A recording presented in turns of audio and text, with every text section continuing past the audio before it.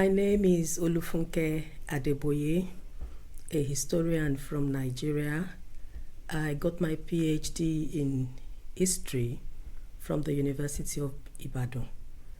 Presently, I work at the University of Lagos. I'm a professor there of social history, and my research interests cover social and urban history, gender studies, Pentecostalism in Africa, and also African historiography. So these are the areas on which I have published in the past 30 years. My visit here at LAM has to do with the GLOW project, which is on gender, law, and political activism in West Africa. This is a project that looks at the intersection between the political mobilization of women and the legal system. So we are looking at how much struggles women have had to make in their various areas in West Africa, both Francophone and Anglophone, what gains they have made over the years, and how the situation of women in these various places have improved.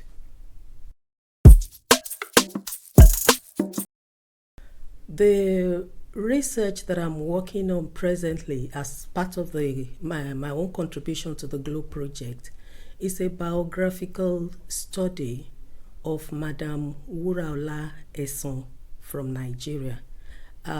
She lived between 1909 to 1985. She was the first female member of the Senate, the upper parliament in Nigeria. And my research questions are multiple. One, what did political activism mean in the 50s and 60s when this woman was very active? And what has changed over the years? Then my second question has to do with the mobilizations that she got involved with. What type of networks was she able to form to enable her to continue to campaign for the rights of women? And then thirdly, what was the nexus between party politics, lawmaking, and gender sensitivity? My concern there is to see how sensitive these political parties were to gender issues at that time. And then finally, what lessons can we learn from our mistakes and our successes over the years? And how can that help us in the current mobilization of women?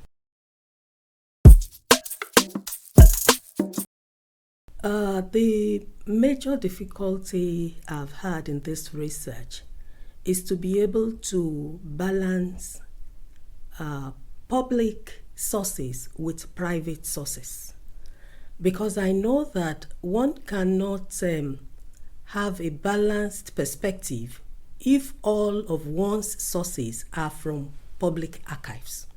There is the need to get private papers, private documents of this woman, and to get in touch with family members, descendants. Are they willing to release the documents of the family? That has been a major problem. But again, to overcome that, what I have been trying to do is to also talk to the descendants of some of our contemporaries who have access to some of these general documents of the political parties, the women's associations, even the debates in the parliament. And so when I have access to this, it helps me to present a balanced perspective in my analysis, because we can't always rely on public sources alone without looking at the private sources. So that is what I'm trying to resolve now.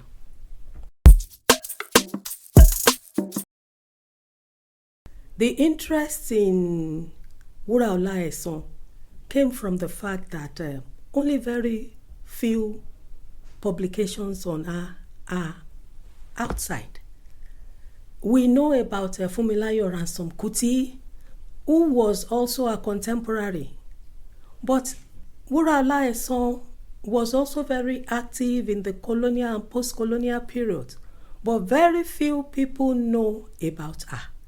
So that is why I took it upon myself to research and write about her, so that what we do not know about her, we can now know and learn a lot of lessons from what she did, and how we can use that to make our own environments better.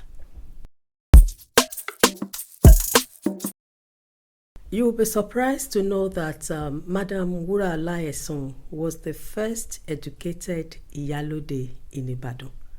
The office of the Iyalode was like the mother of the town. And since she became the Iyalode, many more educated women have come up after her, even to occupy that office.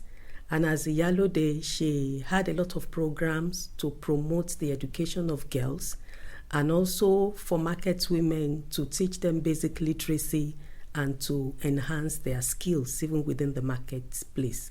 So she did a lot for the women in Ibadan.